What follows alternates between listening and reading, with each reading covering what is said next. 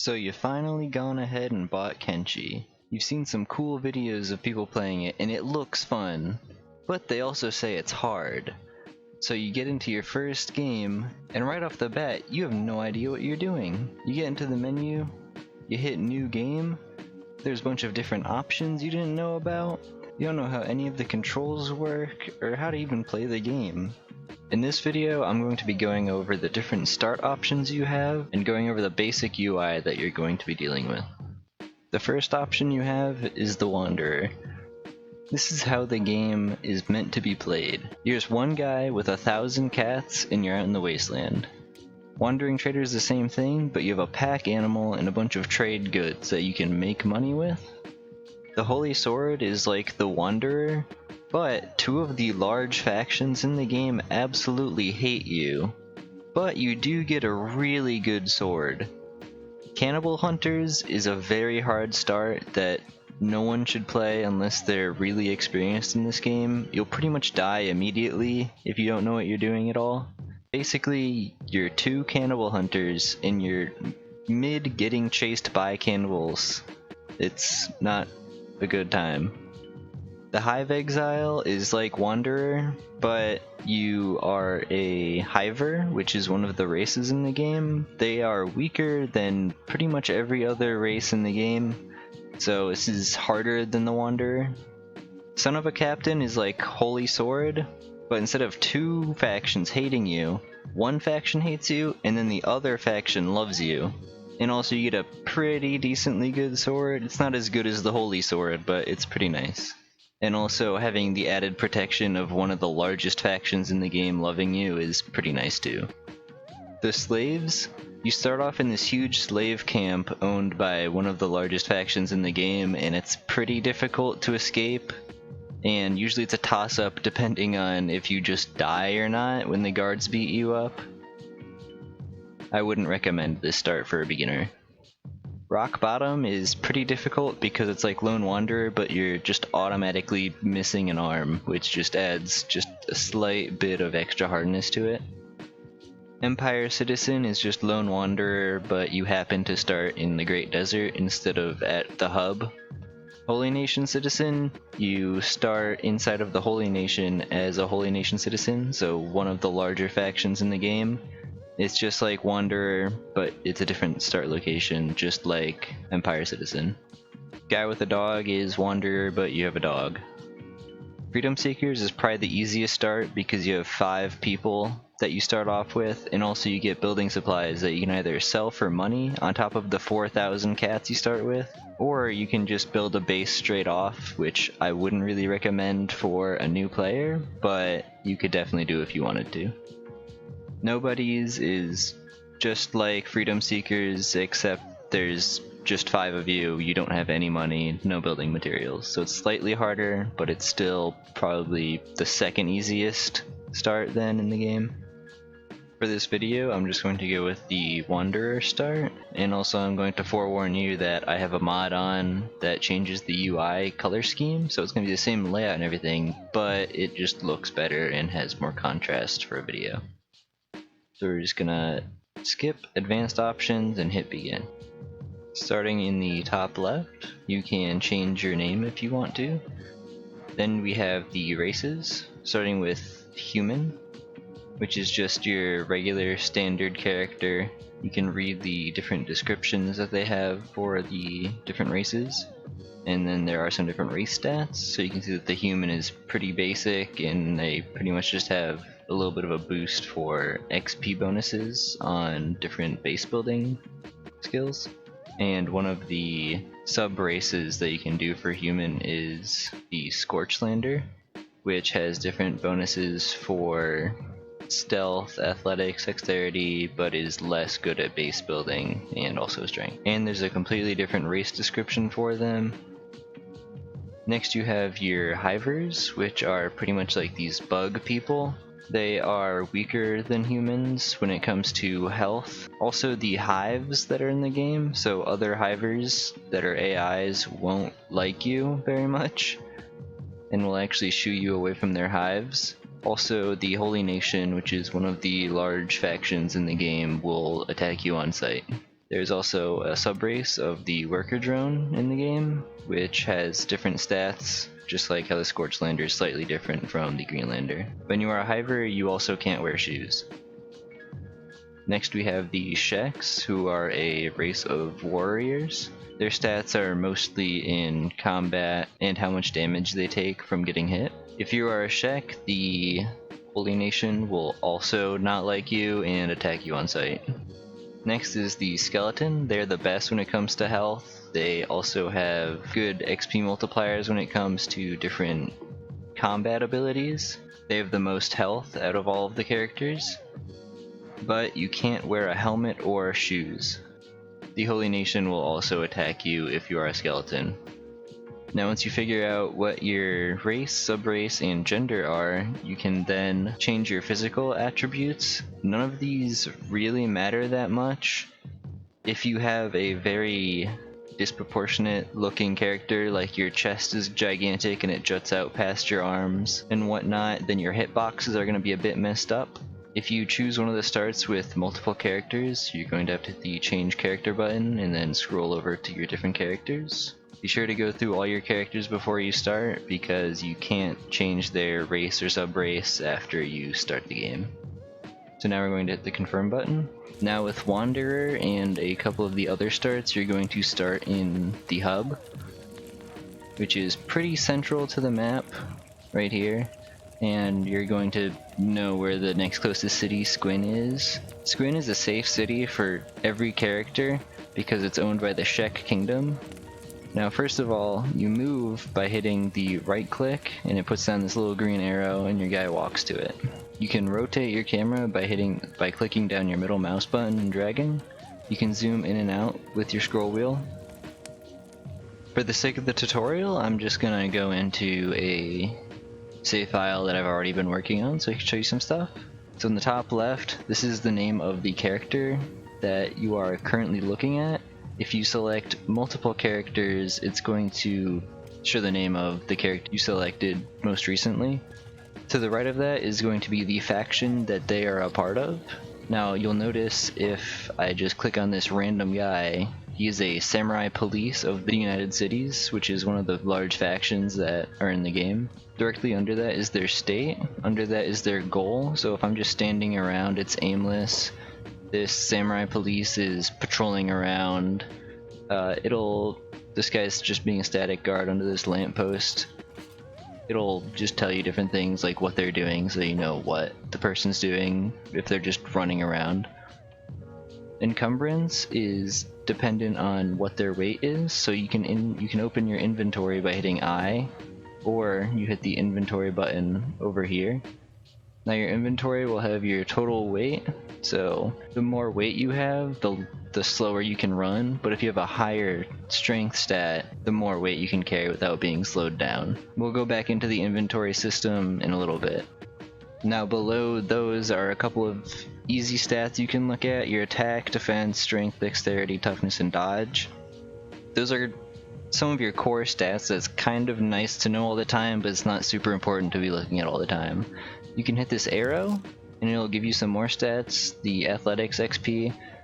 So a lot of the XP that you can get in this game for your different skills, you can get different modifiers for them for what you're wearing and what condition your character is in. Athletics XP at 150% is completely normal, and that will go down if you are overweight, and your strength XP gain will go up. So if your strength XP is at 0%, you are not gaining any experience walking around. If you are slightly overweight and in combat, you'll get combat strength experience, which is different, but it'll also show here. Toughness XP, basically if you're getting hit by enemies, it's the amount of experience you will get from getting hit, and it'll add to your toughness. It affects your damage resistance, your martial arts damage, how long you're knocked out, your KO points, which basically determines when you get knocked out and when you're in a recovery coma, amount of damage it takes to stagger you, If you get hit and so much damage gets done to you, your character will stagger and you can't defend yourself and you'll just keep getting hit.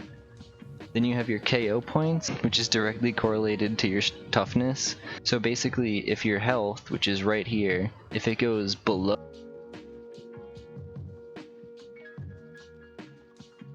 you will be knocked out. And if it is your head, stomach, or chest, and it's below your KO point number, you have to wait for all 3 of the body parts, the head, stomach, and chest, to get back to 0 for you to wake up. If it doesn't get to your KO points, then you'll just be knocked out, and where it says normal right here, it'll tell you how long you're going to be unconscious for. Run speed is very important, and if you want to know if you can outrun someone, which is a very good strategy in Kenshi, then you can see what your run speed is here, and you can click on anyone else and it'll show them their run speed. Hunger rate, food is a constant thing you should be watching. So in the bottom of the health bars is hunger. Different races have different hunger rate multipliers. You can see, because we're just standing around, it's 0.8 of what it would normally be, and then the racial bonus for hives is 50%, Scorchlanders is 90%, Shek is 125%, so they starve faster than the other races, and the Greenlander human is just 100%. And then of course, skeletons don't eat at all. To the right, you have what your health condition is. If you're hungry, it'll tell you you're hungry. If you're bleeding a lot, it'll tell you you're bleeding. If you are close to death, it'll tell you critical. If the person is dead, it will just straight up say dead. If they are slightly injured, it'll just say injured. It's kind of just so you can quickly go through your characters and tell how they are. Your blood amount doesn't matter a whole lot unless you lose a limb or are getting attacked by enemies that have weapons that have a high blood loss stat. And if your blood goes below 0, you'll have a blood loss KO, which is basically you're just unconscious until your blood goes up back to 0. Now the important thing with the health on your head, stomach, and chest is that these are the limbs that can make you go unconscious.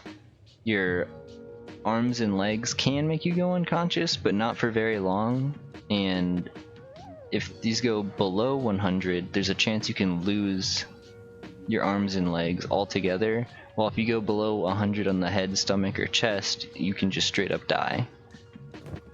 Directly in the center of the console, you have your different characters.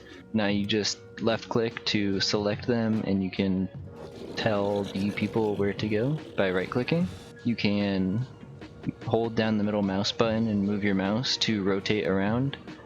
You can also select a lot of people by holding left click and then selecting a large group.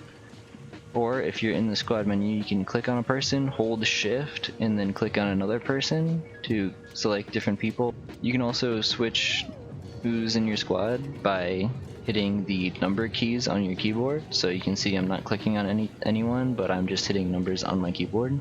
Further to the right, you have a button that has pictures of people walking. Now this is the slowest one, which is just going to be a walk. This is slightly faster. This is an all-out run, so any characters that you tell to move will run as fast as they can, which will be the mile per hour on the far left over here. But if you have the 2 people walking next to each other, when you give a move order to an entire group, they will all move as fast as the slowest person in that group. This is the best way to move an entire group of people, so that if you're covering large distances, you don't have all of your characters spread out along a vast road, because some of them are going 10 miles an hour, some people are going 12, some people are going 20 miles an hour. It just keeps your entire group all in one group for you to watch over. Above that, you have the thing called floor, which doesn't do anything for you if you're outside, but this does come in handy if you're in a building. So to go inside of a building, you just click into the structure. You can do this you don't have to be looking in the door, so you can basically just click in the middle of a building, not through the door. And once in the building, you can hit the floor button and it will switch you up and down the different floors in buildings.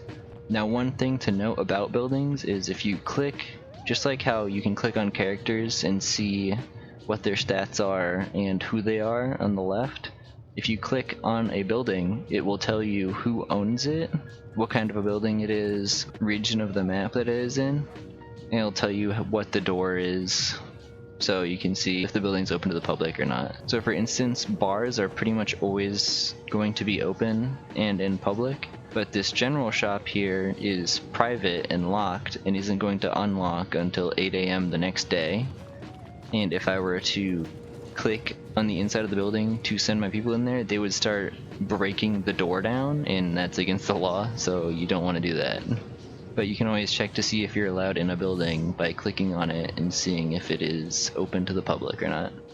Under the walking dial, you have the inventory button. The hotkey for this is I on your keyboard.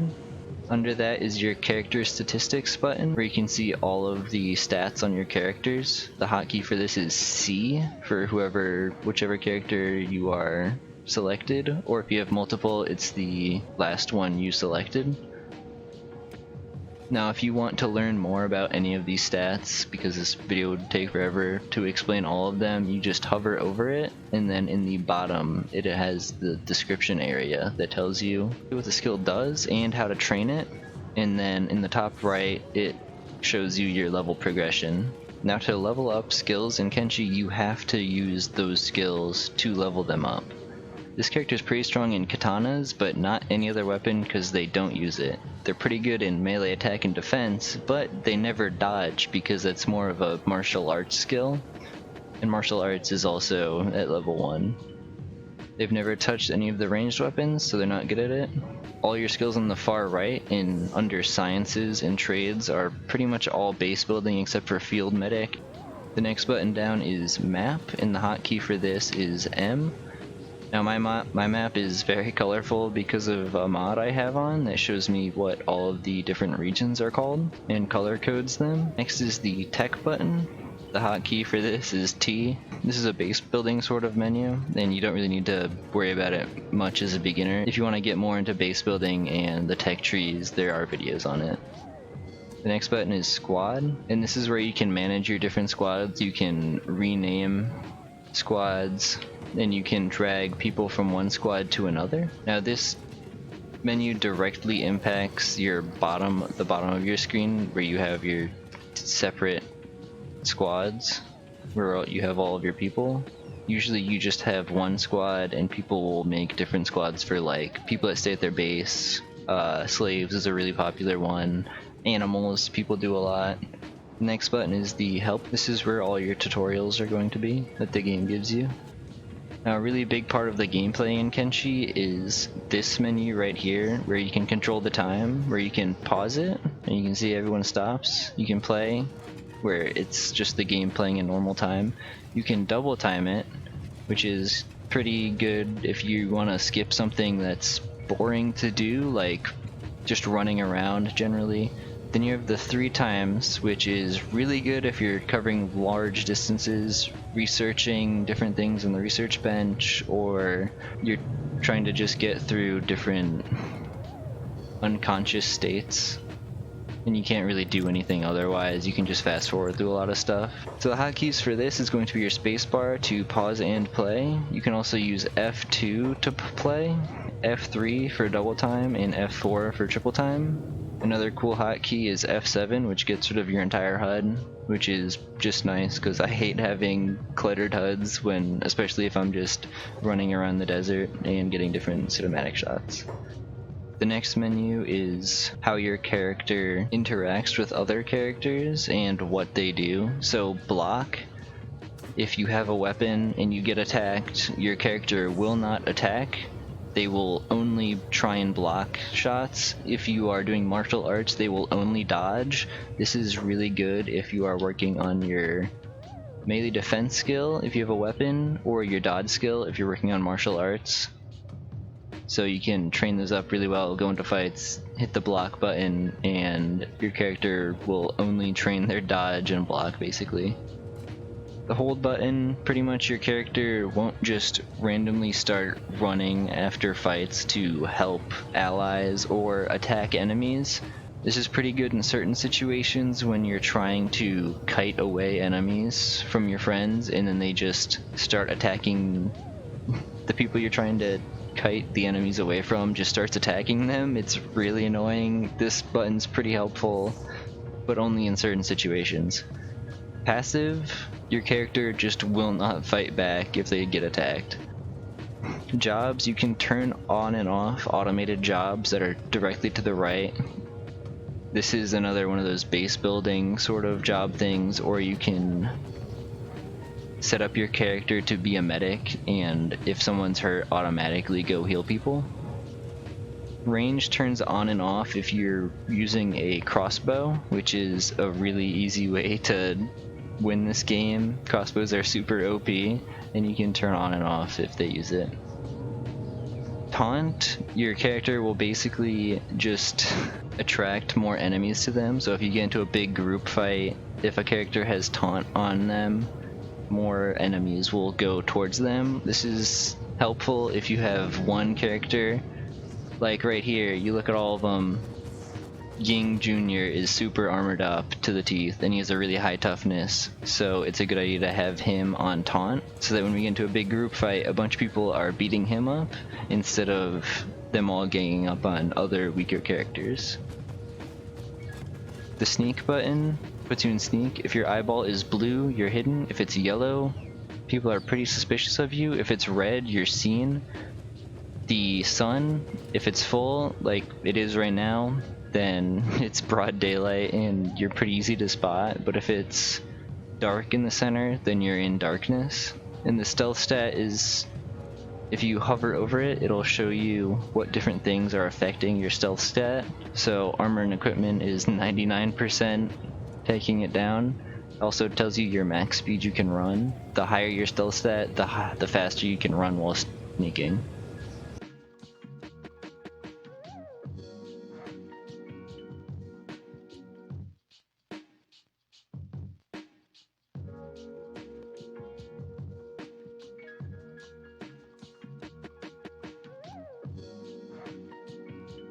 Another thing that can affect your stealth is the health on your chest for some reason. Next over we have the money and day. So your money is in Catan credits, which is just shortened by CATS or C in the menu.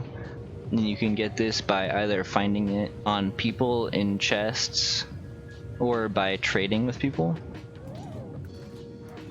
So if you go into a general store or a bar, there's going to be one person in there that you can talk to. You can right click on them, it'll bring up a UI to talk, and you just do let's do business. Sometimes they'll just ramble on for a couple minutes and like talk to you depending on what the trader is. It'll bring up a UI. Now the left side is your inventory and the right is the store's inventory. Now if you drag over an object, you pay for it. You drag it back or control right click, it buys and sells. So if you want to sell something, you just drag it over into their inventory. And if you want to buy something, you just drag it over into your inventory. At the top of their inventory is how much money they have. And some important things to know about the objects in Kenshi is weapons and armor are going to sell for the same amount anywhere, but the items that aren't weapons or armor and clothing have different prices. So the average price in the bottom is what the item goes for if the markup price is 100%, which is kind of rare to see. The sell value is going to be the average price times the markup price. So for instance, where I am at, Strawflower is at a 93% markup, so it sells for below the average price. So I could buy Strawflower here, and if I know of a place where it's more than 93%, I can sell it for a profit to the other guy. And that's basically how you can be a merchant in this game, which is pretty cool. Or if you get a bunch of loot, you can run around to different cities and try and get the best price for it.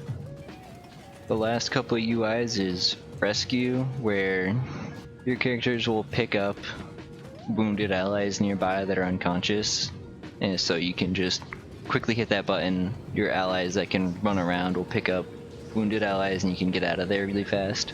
The medic button, whatever characters you have selected will automatically heal your allies if they're hurt. Now you can still do this manually by selecting a character and then hovering over another character, holding right click, this menu will come up and you can trade, which will just trade objects between people if they're yours. You can hit follow, so if Ying Jr. follows Styrefast, if I tell Styrefast to go over here, Ying Jr. will automatically follow him. You can do follow on random people too if you want. If I just tell Ying Jr. to go somewhere else, he'll stop following him. You can also do bodyguard, so that it's basically just following, but if anyone attacks the person that I'm bodyguarding, I'll attack them. You can also do pick up, which is just like the rescue button, but you can just pick up your allies whenever. Or you can, if someone is unconscious and you want to say claim their bounty, which would be above their name and in the top left, it'll say if someone has a bounty, you can pick them up and then hand them into a police station.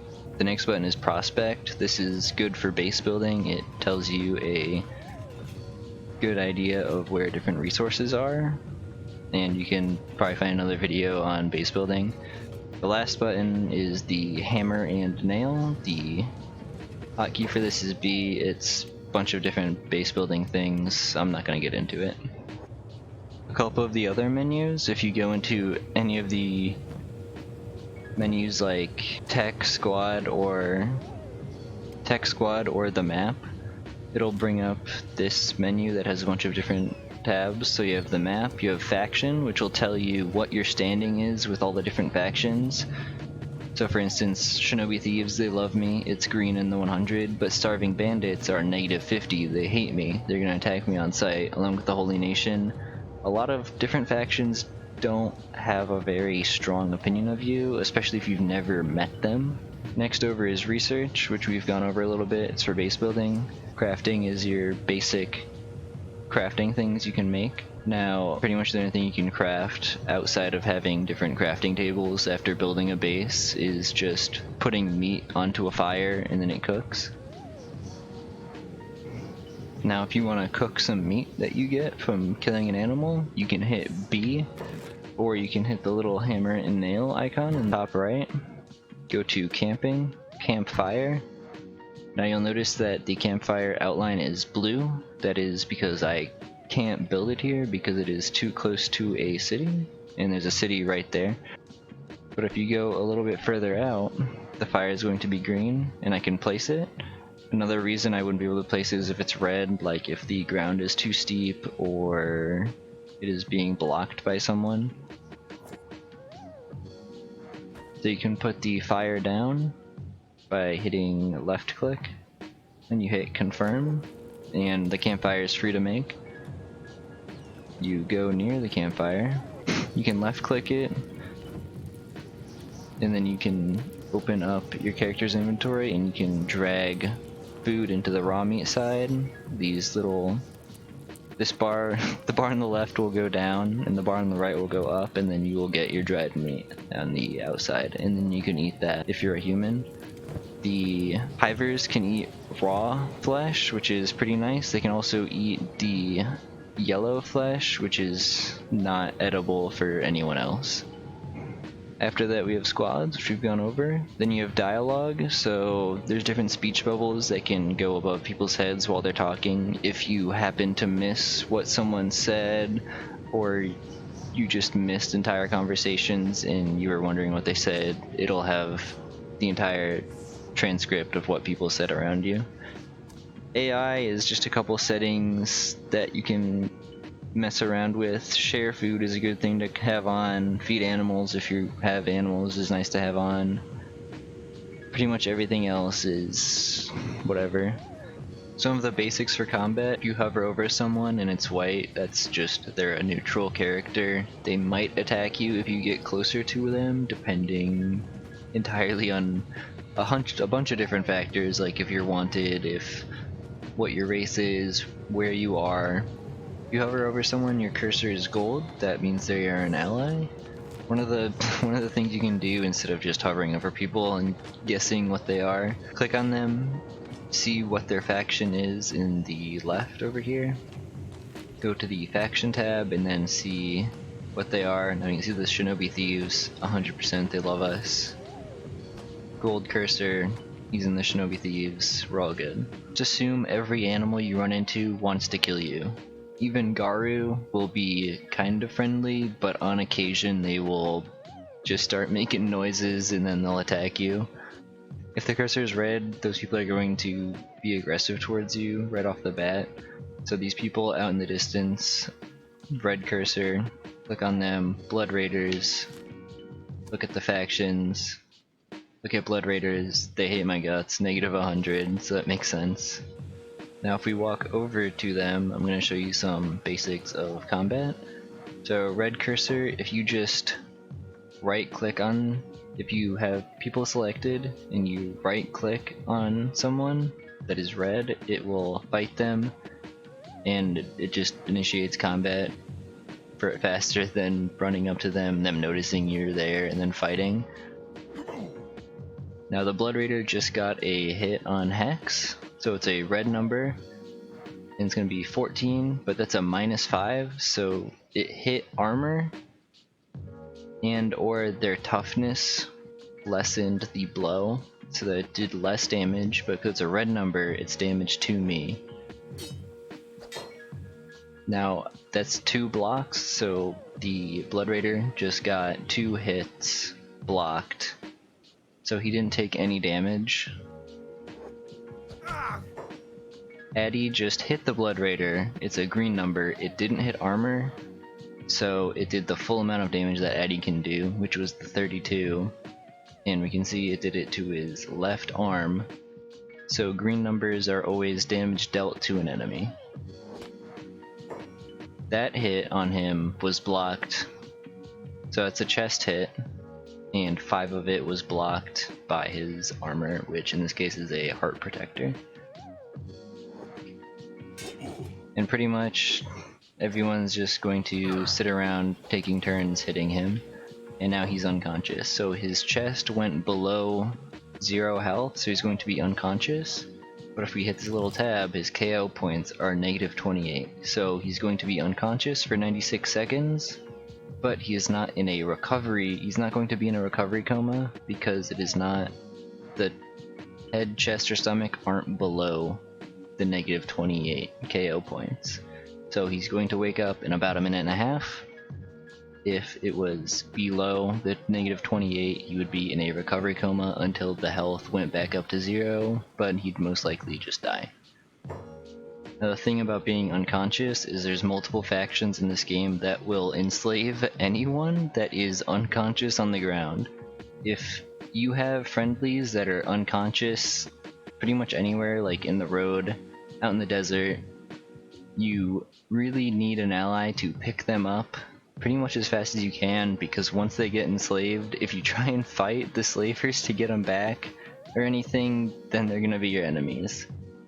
Some different slavers, like slave mongers, will just attack you if you're a weak character to begin with and trying to enslave you, so be careful around different slavers, slave mongers, manhunters, slave hunters, just a bunch of different factions that want to enslave you. Now, like I was saying with the right clicking on different people, you can hold right click on enemies and you can hit attack target. So if I have multiple people selected by the left click and drag, or just the shift and click on people, and then I hold right click on an enemy, I can attack target, so they will all the people I selected will attack that one person, or I can hit attack all and all the people selected will attack all of the enemies that are with whoever I'm selecting. Now this is important if you want to take out one heavy guy, like let's say you run into a group of enemies and there's one really strong enemy and a bunch of weaker enemies around them. I can have everyone attack the strong one and then worry about the weaker ones later, or I can just attack the entire group at once. Or with how I have this downed guy, I can first aid him. This is nice if I am bounty hunting and I need to turn in the bounty alive. I can first aid them so that they won't die. I can loot them, which is basically just trading armor. Sometimes if you are looting someone and you drag over an item, it will take you out of the menu, and in the bottom center it'll say caught stealing. Basically the unconscious people around you, because they're not dead technically, they will catch you stealing because they're not fighting you, but they are pretending to be dead. Or pretending to be unconscious rather, and the game kind of freaks out and says you're caught stealing, but they don't do anything about it, and it's kind of hard to catch on to. It's really weird. If you're new to the game, you don't know that mechanic exists, but it can kick you out of the menu and say you got caught for stealing. It really doesn't matter. So you can see these different stats: cutting damage, blunt damage, blood loss.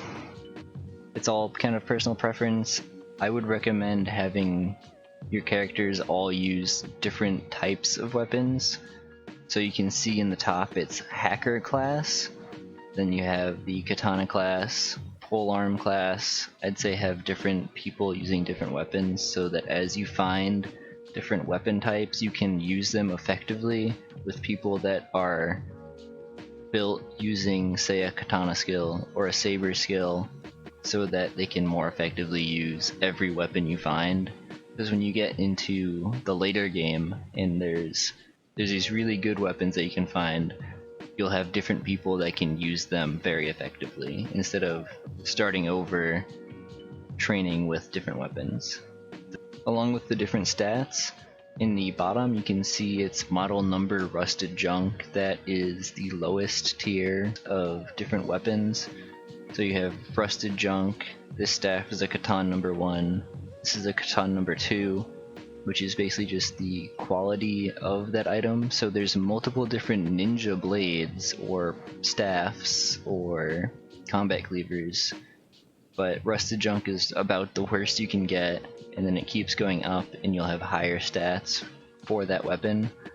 Same thing with clothes and armor, and really you just need to look at the different stats for different clothes and armor. But basically you just want to have armor on. The heavier the armor, the slower you're going to move, but you can train past that to have a stronger character.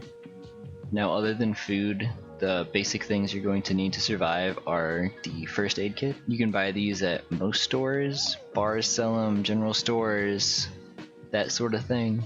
And that just gives you the ability to heal if you hit the medic button.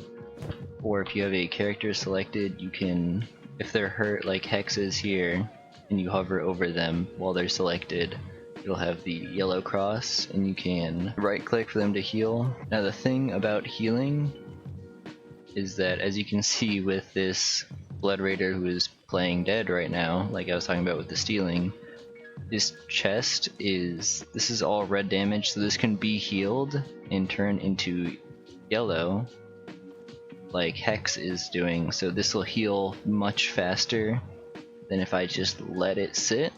Now in the Blood Raider's condition, his chest is at -5, and this little arrow means that his chest is going to go from -5 and it'll keep going down, -6, -7, slowly. If you have more arrows, the faster it's going. If you get a bunch of arrows and a bunch of exclamation points, then the health for that limb is going down really fast.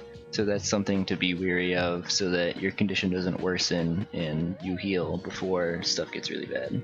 Now another thing about healing, yellow heals faster than just the health being red and regenerating, as long as you don't have the little arrow right here. Now to make healing even faster is you can get in a sleeping roll.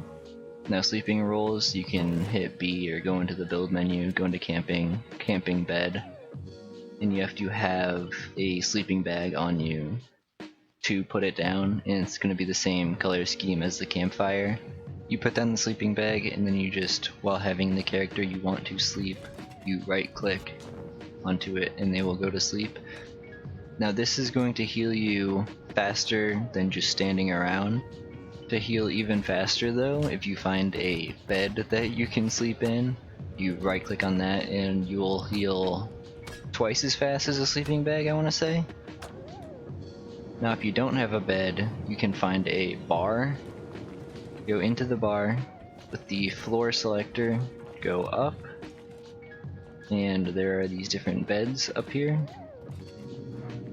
Now on beginning area bars, it's usually going to be a rooftop bed sort of situation, but you just right click on the bed. Now usually bed rental is going to cost you 100 or 200 cats depending on what city you're in.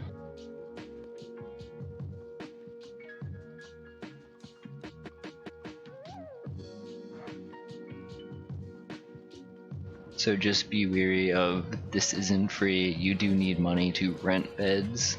If you have a friendly carrying someone who's unconscious, you can select the person that is carrying the unconscious person and right click and it'll put that the unconscious person into a bed. Or you could even use the drop down menu where you just hold right click and then hit put in bed. So that's some of the basics. I'm pretty sure I covered a pretty good amount of more of the technical things that people don't really cover in their Kenshi videos because it'd just be kind of boring to cover in more entertainment style videos. With this knowledge you should be able to do pretty much everything and maybe have a little bit of an edge on people who didn't watch this video, just because there's different hotkeys and little tips on kind of what to watch out for, like the different indicators and menus on who's an enemy or not, because a lot of this game in the early stages is you running into people and them either not caring you're there or them just attacking you and killing you immediately, which is kind of annoying, but it's also just how the game is.